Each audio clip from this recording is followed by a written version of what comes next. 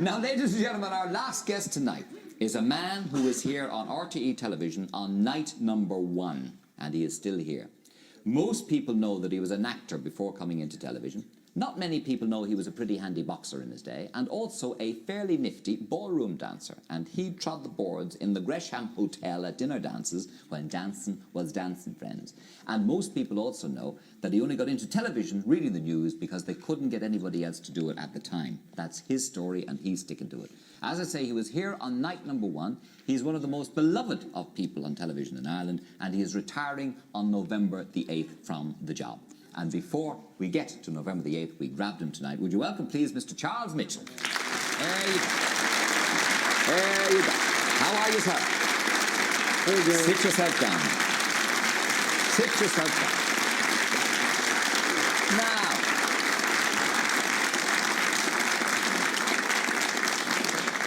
there's a wholesome round of applause. It's very difficult to get a round of applause like that from a Late Late Show audience, you know.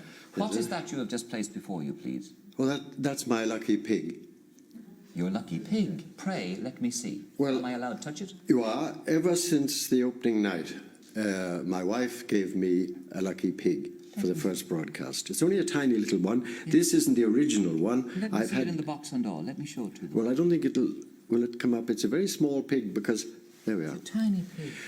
I've had that... Sorry, that's the box. Yeah. Now, there's the pig. Yeah.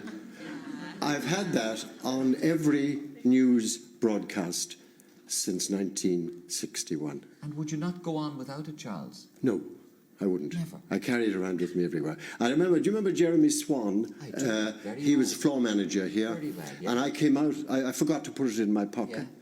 And I came out without it.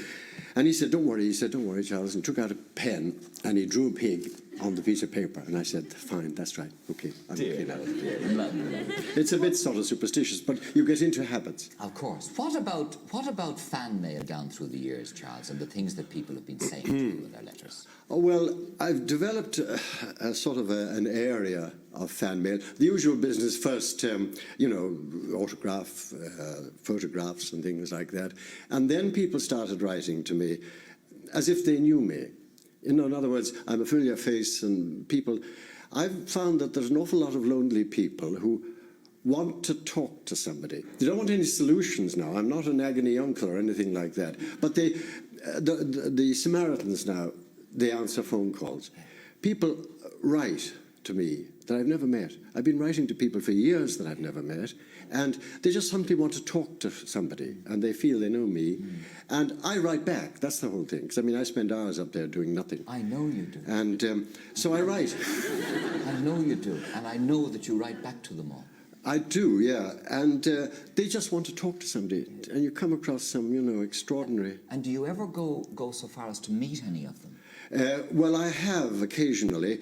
In general, I don't, but I was going through a town down in the south, and this is an 82-year-old woman, and she had a beautiful hand. You know, she wrote to me, and she talked to me about her family, and she was all the rest of us, and I write back and talk to her about my family, and, you know, we exchanged letters. And one day I was passing through town, I thought I'd go in and see her. And it was a terrible mistake, because there was I, and she opened the door, and she was in her working clothes. You know, she was just an elderly woman who was getting the lunch ready or something. And she was covered in confusion and very embarrassed. All flustered. However, she asked me in and asked me to like a cup of tea or coffee, and I said, I'd love a cup of coffee. So she went to the, you know, the cabinet in the corner of the living room that has the wedding set of china that's never used and all that sort of thing. Well, she took out the best china and she made a cup of coffee for me and she handed it to me and I lifted it up and the handle came way behind me. It didn't, yeah. Did, yeah. I was dreadful. She was absolutely destroyed, you know. Been mortified. She was mortified. And your suit ruined. I didn't matter a damn about my suit, but it was her I felt sorry for, you know. Yeah. So in general, I haven't met a lot of the people that I know or they know me intimately. Now, I suppose, would it be, let me ask the question before I put it into your mouth, your most outstanding memory of all the years of newsreading would be? The excitement generated on the night that President Kennedy was assassinated. Not so much even the actual assassination, but the atmosphere in the newsroom. people came in, it was flashed on screens and radio and everything like that, and journalists and all sorts of people came rushing back to see if they could help. To be there. To be there. Yes. And it was enormous. I remember. The old adrenaline flowing like that. Right. And most people, of course, remember where they were precisely when they saw do. you coming up on screen and announcing it. Yeah, funny thing too, people said, I knew there was something wrong the minute you appeared.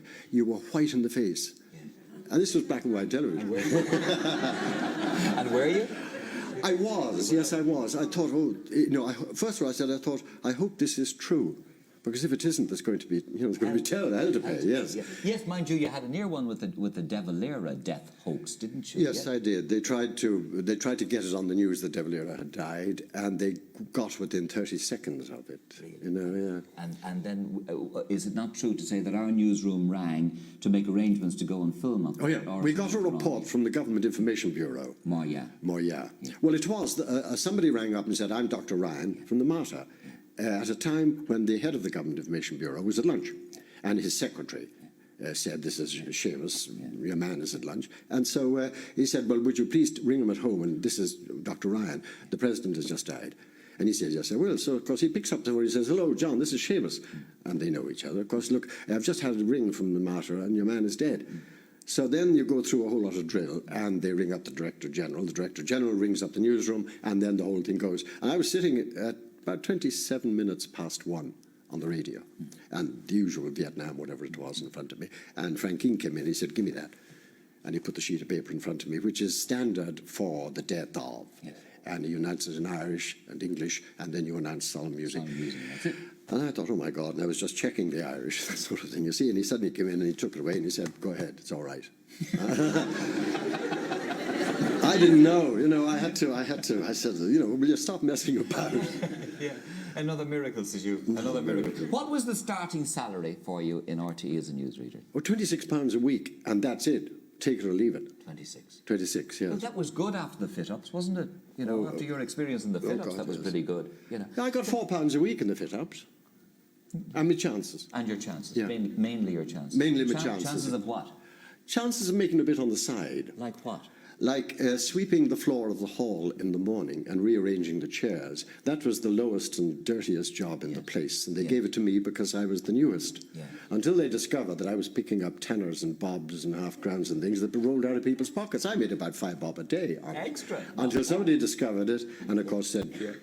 Tell me about the lodgings when you were in the fit-ups, finding a place to stay, Charles. Well, in those days, and it's a fair long time ago, they were fairly primitive, and frequently they had very few toilet facilities and things like that, and frequently you have to share a room. But you, first of all, came into the town with the lorry. You unloaded the stuff, and you set up the set and the furniture and the rest of it. And only when that was done, you went out and looked for digs. And sometimes I was quite late, and I couldn't find any place. And then you get passed on, and somebody said, Mrs. O'Reilly takes in people. And I went along, there's a big party going on in the house. And so I said, I'm awfully sorry to disturb you, but I'm looking for a room and I haven't any place to stay, and I've got to go back to the hall. Well, she said, I'm sorry, there's a party on here, she said, but there will be a room available later on, if you can come. What time will you be back? I said, I won't be back till 12:30 or 1.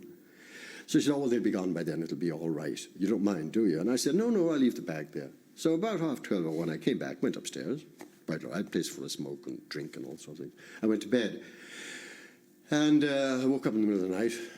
I wanted to go to the loo, couldn't find it. Under the bed. Is under the bed. And there was something under the bed. And I turned on the light then, it was dark because I was fumbling around, and there was a coffin under the bed. And there was somebody in it. No, honestly, they'd been awake. It was awake. And they just slid the coffin under the bed. Why not? Yeah, So what did you do? I went back to bed.